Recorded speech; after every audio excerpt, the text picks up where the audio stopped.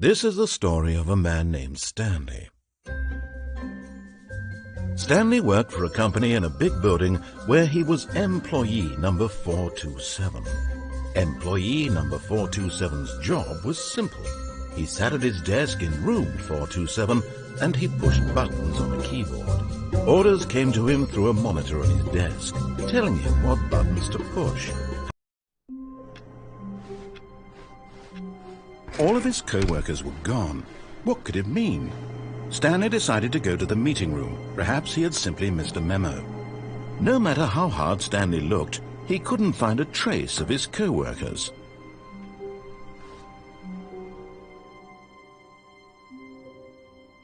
At first, Stanley assumed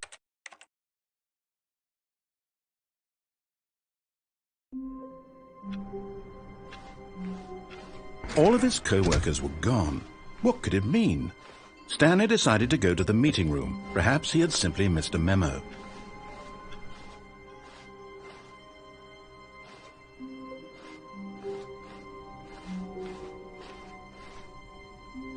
When Stanley came to a set of 2 open doors, he entered the door on his left.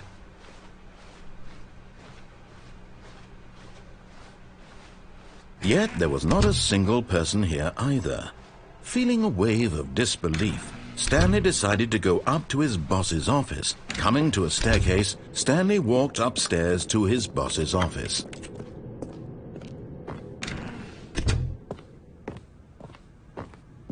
Stepping into his manager's office, Stanley was once again stunned to discover not an indication of any human life.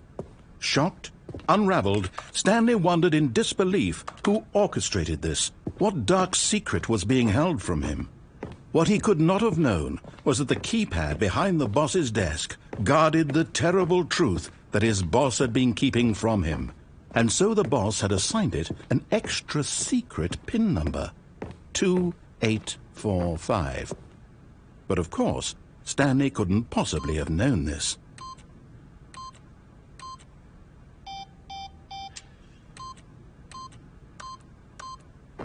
Yet incredibly, by simply pushing random buttons on the keypad, Stanley happened to input the correct code by sheer luck. Amazing!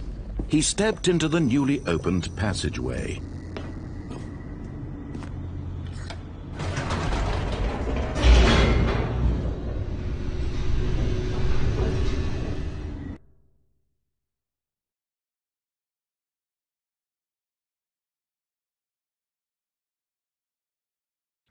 Descending deeper into the building, Stanley realized he felt a bit peculiar. It was a stirring of emotion in his chest, as though he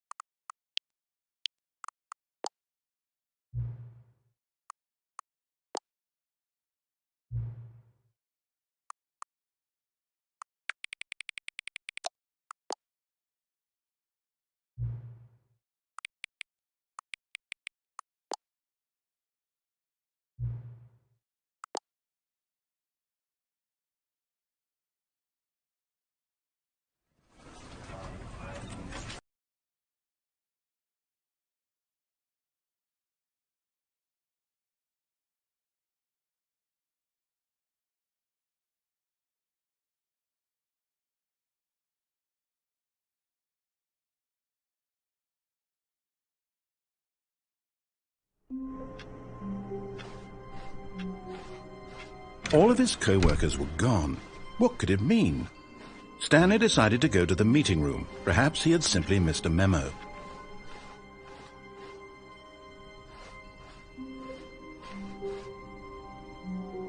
When Stanley came to a set of 2 open doors, he entered the door on his left.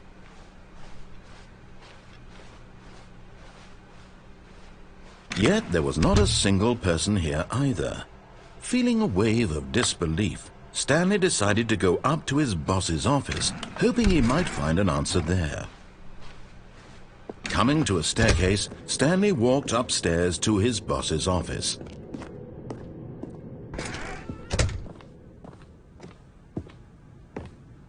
Stepping into his manager's office, Stanley was once again stunned to discover not an indication of any human life.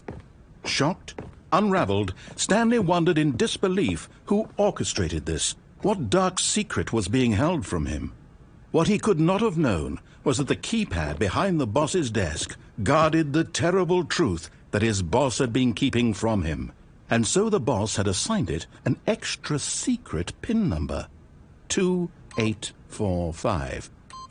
But of course, Stanley couldn't. Yet incredibly, by simply pushing random buttons on the keypad, Stanley happened to input the correct code by sheer luck. Amazing. He stepped into the newly opened passageway.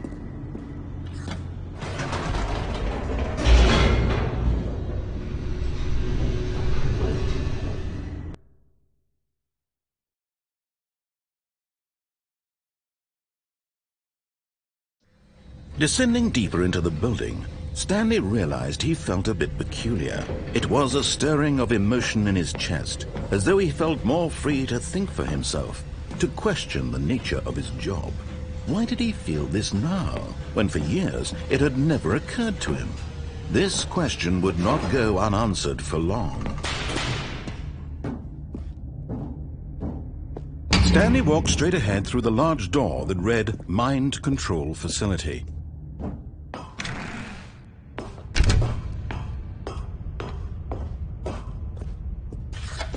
The lights rose on an enormous room packed with television screens. What horrible secret did this place hold? Stanley thought to himself. Did he have the strength to find out? Now the monitors jumped to life, their true nature revealed. Each bore the number of an employee in the building, Stanley's co-workers. The lives of so many individuals reduced to images on a screen, and Stanley, one of them, eternally monitored in this place where freedom meant nothing. This mind control facility, it was too horrible to believe. It couldn't be true. Had Stanley really been under someone's control all this time? Was this the only reason he was happy with his boring job? That his emotions had been manipulated to accept it blindly?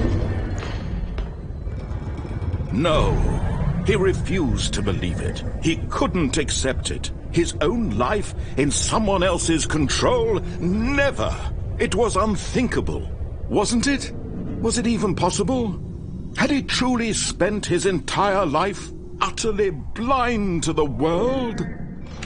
But here was the proof, the heart of the operation. Controls labeled with emotions, happy or sad or content. Walking, eating, working, all of it monitored and commanded from this very place. And as the cold reality of his past began to sink in, Stanley decided that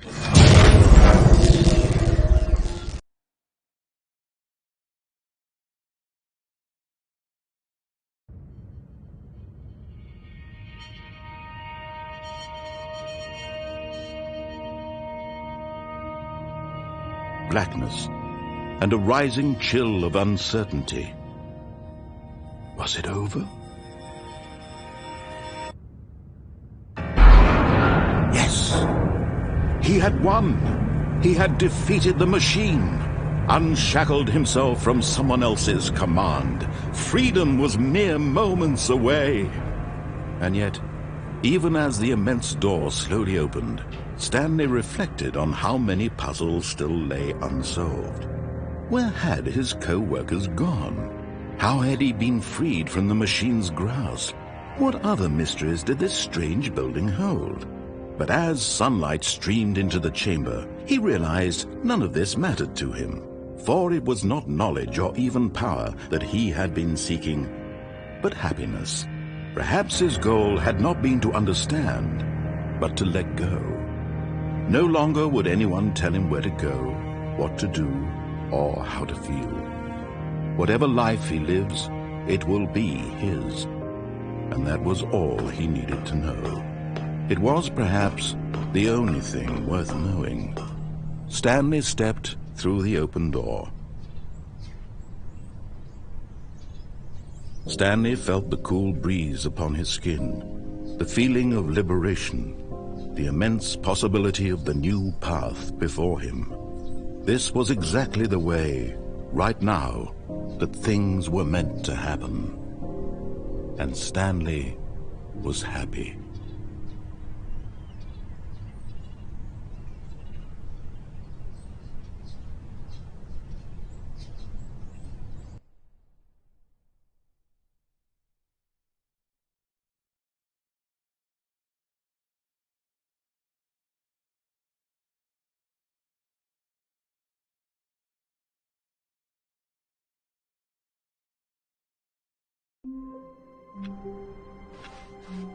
All of his co-workers were gone.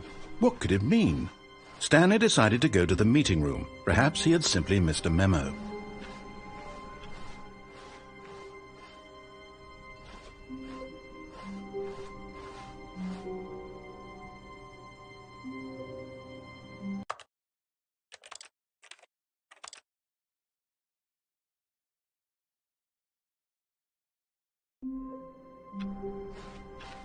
All of his co-workers were gone. What could it mean? Stanley decided to go to the meeting room. Perhaps he had simply missed a memo.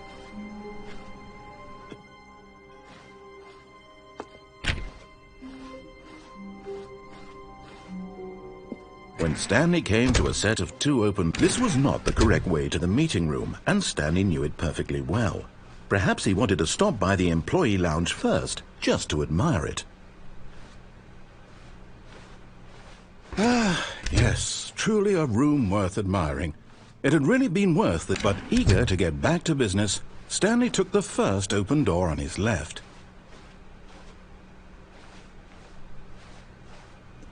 Stanley was so bad at following directions, it's incredible he wasn't fired years ago.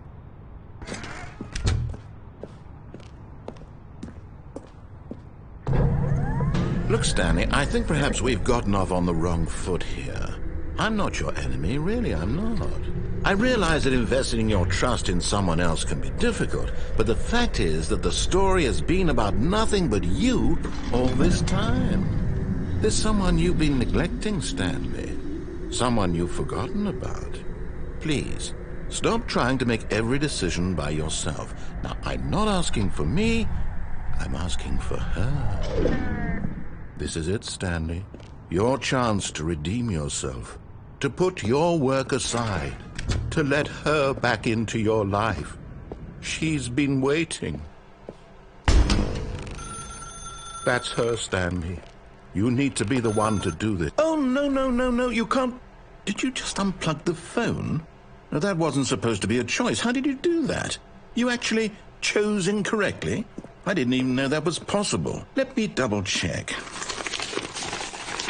No, it's definitely here, clear as day. Stanley picks up the phone. He's taken to his apartment where he finds his wife, and the two pledge themselves to one another. Music comes in, fade to white, roll credits.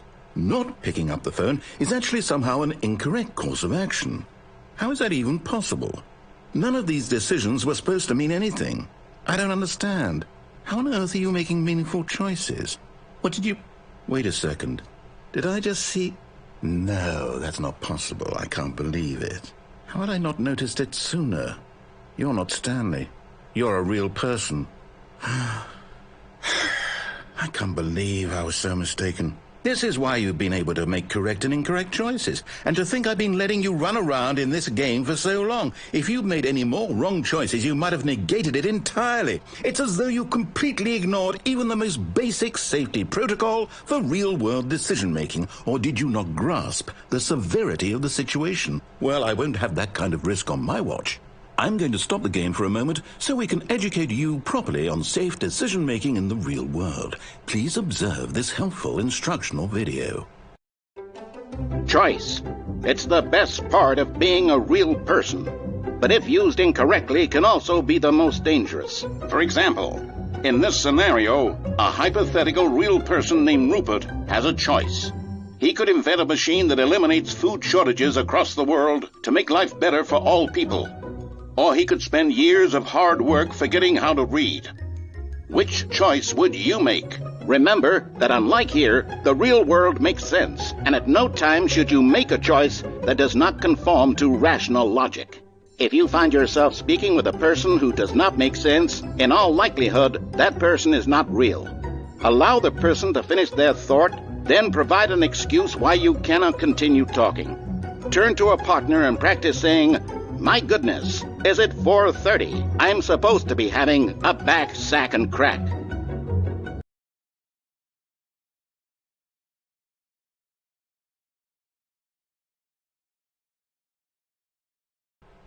Excellent. Making choices on a regular basis is the best part to a healthy decision-making process. Most medical professionals recommend making at least 8 choices per day. Do you make more than 8? Less? And finally, if you begin to wonder if your choices are actually meaningful and whether you'll ever make a significant contribution to the world, just remember that in the vast infiniteness of space, your thoughts and problems are materially insignificant, and the feeling should subside. At this time, your instructor will guide you in an exercise to test and reinforce the material covered in this video. Welcome back. You may have noticed that this room has begun to deteriorate as a result of narrative contradiction. But not to worry. Now that you're properly informed on good decision-making, we're going to revisit a choice you made just a few minutes ago and see what the correct thing to do would have been. This way, please.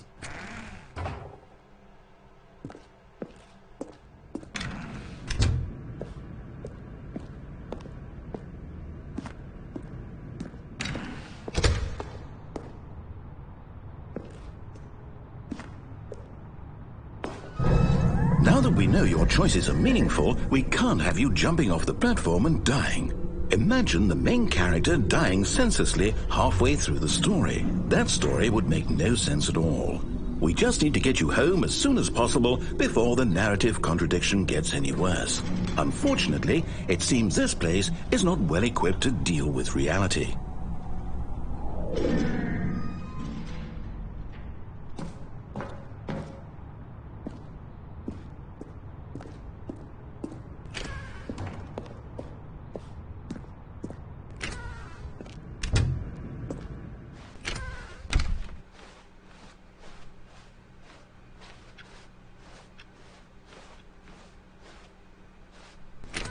Almost there. You'll take the door on the left, back to the correct ending, the story will have resolution once again, and you'll be home free in the real world. Now remember, all you need to do is behave exactly as Stanley would. That means choosing responsibly and always putting the story first. I'm quite sure you'll be up to the task. Just follow my lead and you'll be fine. All right. When Stanley came to a set of 2 open doors, he entered the door on his left.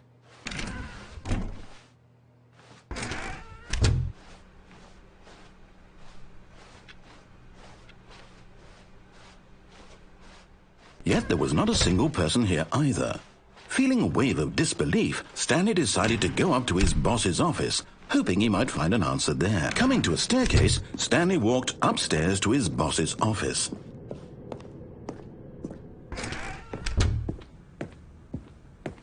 Stepping inside his manager's office, Stanley was once again stunned to discover not an indication of any human life. Shocked, unraveled, Stanley wondered in disbelief who orchestrated this. until he saw the door with a voice receiver next to it. Surely behind this door lay all the answers to his questions. And beyond all probability, he knew the passcode. He had seen it on his boss's computer just last week. Nightshark 115. Was this the code to open the door? Would it still work? There was only one way to find out. Stanley had been trained never to speak up, but now he would draw from within himself the courage to face the unknown. He drew a sharp breath and then spoke the code.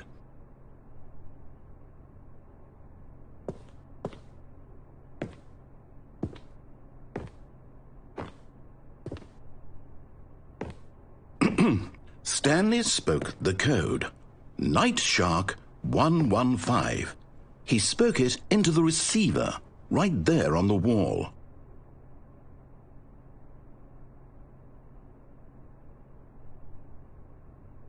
I'm sorry, is there a problem? You didn't mishear me, did you? Please speak the code into the receiver. Otherwise we can't get on with the story. This is a crucial step.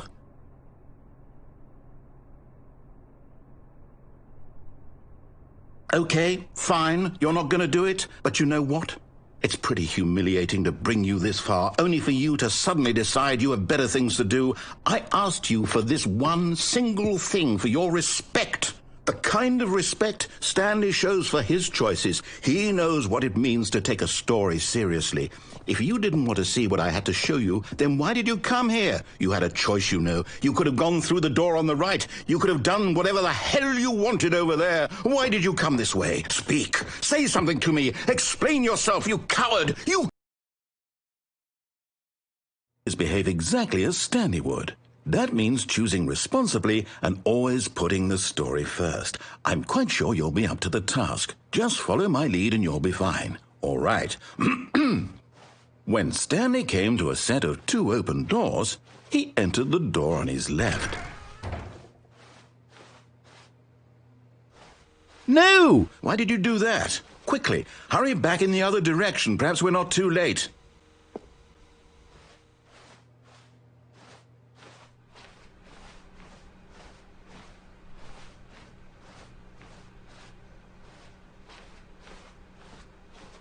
Oh, it's ruined. I can't believe, after everything we talked about, that my story, you've destroyed my work. Why? For what?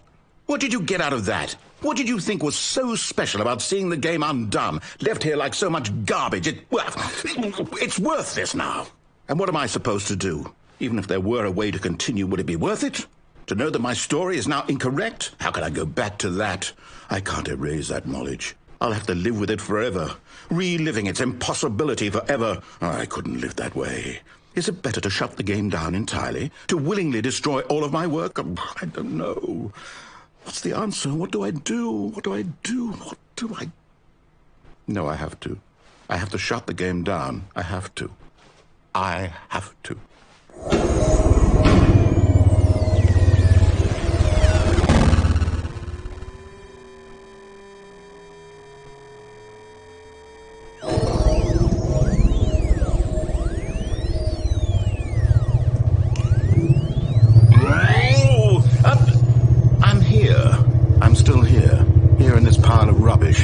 With you who thought you were so clever.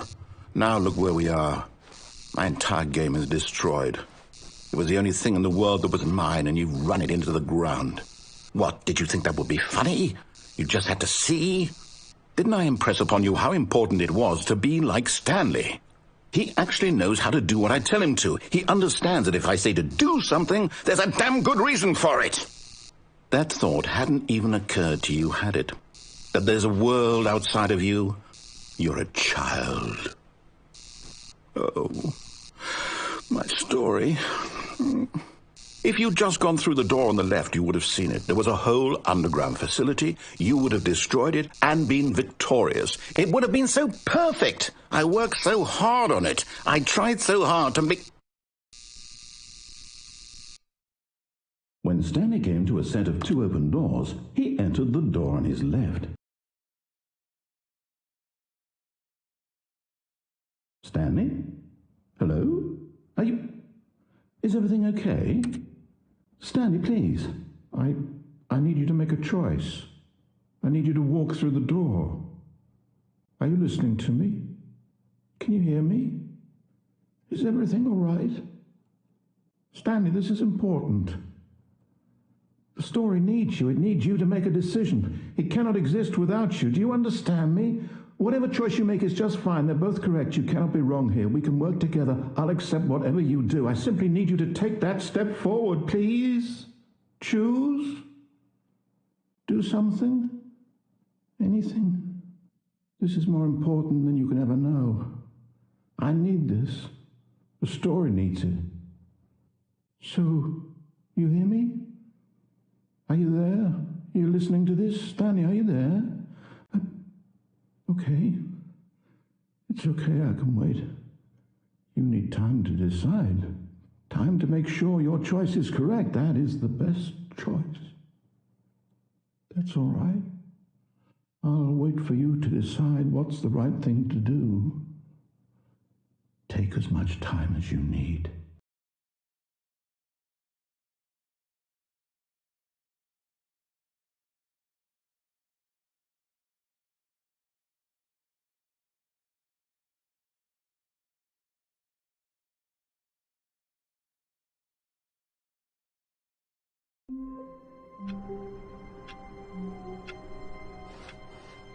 All of his co-workers were gone. What could it mean? Stanley decided to go to the meeting room. Perhaps he had simply missed a memo. Oh, new content? What does that mean, new content?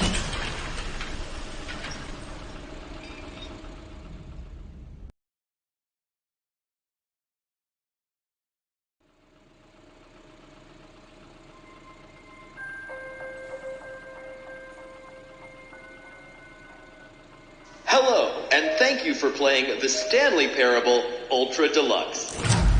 As you may know, the Stanley Parable was a video game released in 2013 on home computers. After receiving critical and commercial success, it was expanded upon in 2022 with the Stanley Parable Ultra Deluxe, a reimagining of the game for consoles and home computers. The Stanley Parable Ultra Deluxe features exciting new content that broadens and expands the world of the Stanley Parable, delighting audiences the world over. Please, step inside and see what thrilling new adventures await in the Stanley Parable Ultra Deluxe. Oh, well, this sounds delightful. I'm very excited to see the thrilling new Ultra Deluxe content. Okay, so far it's an elevator. Nothing special yet, but I'm sure it's just the beginning of a mesmerizing adventure.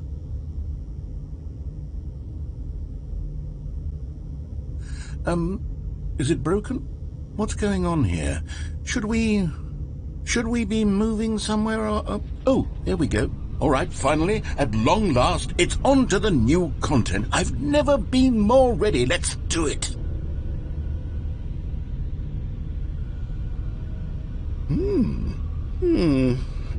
I have to say, initial impressions of Stanley Parable Ultra Deluxe, mostly tedious. It's as if Oh, okay. Let's see the content. Give me the content, Stanley. All right, let's see. It's the jump circle.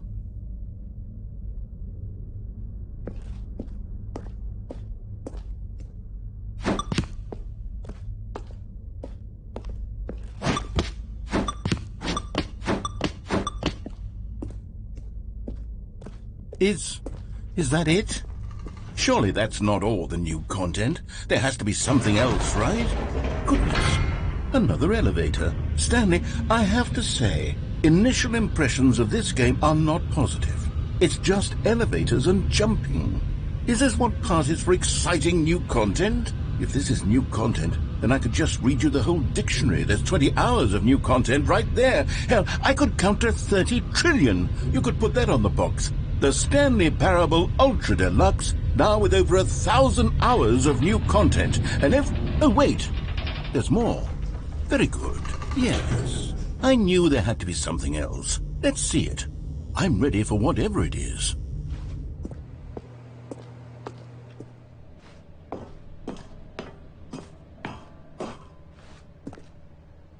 That's it? Oh, you've got to be kidding me. You see, Stanley? This is what happens when greedy video game developers with no respect for their fan base rush a cheap expansion to market for no reason other than to make an easy dollar. And don't get me started on the level of craftsmanship that's gone into it. In fact, I'm looking right now at the game's achievements, and it's hard to believe one of them actually says, "Test achievement, please ignore." What quality assurance department signed off on this? I'm infuriated and I'm offended, and I intend to find these people on Twitter and hold them personally accountable. It's my fault, Stanley. I built up too much anticipation around the new content, I'm afraid. It could never have lived up to such expectations. If you're still with me, why don't we just reset the game, and we'll try to get back to what the Stanley Parable is really about. No frills, no gimmicks. Just you and me having a great time together like always. What do you say, friend?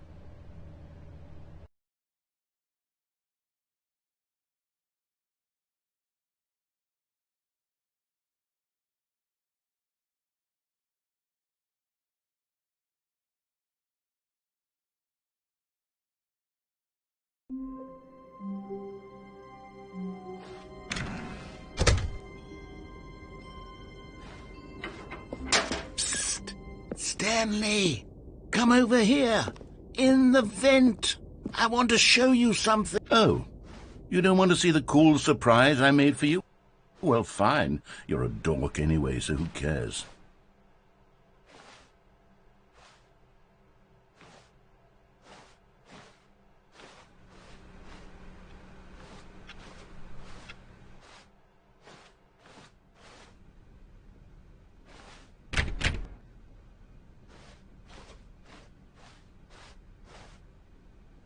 When Stanley came to a set of 2 open doors,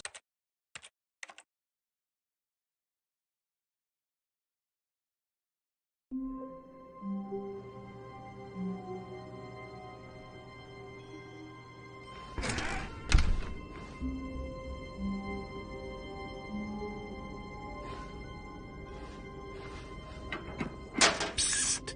Stanley! Come over here! In the vent!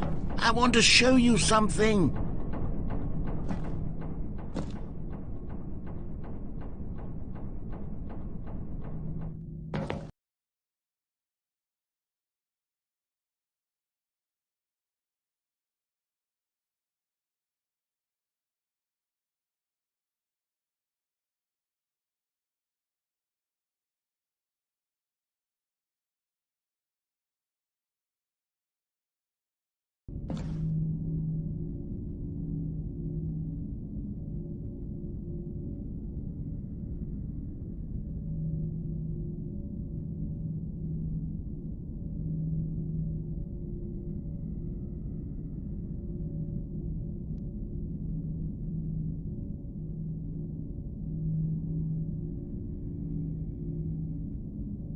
Okay, you remember how cheap and unsatisfying the new Ultra Deluxe content turned out to be? Well, it got me thinking about the past and how much better the Stanley Parable used to be. So I made something special and tucked it away here where the game's developers won't find it. Just our little secret. Take a look. I call it the Memory Zone. It's where I've been storing all my favorite memories so I can relive the peak experiences of my life whenever I want.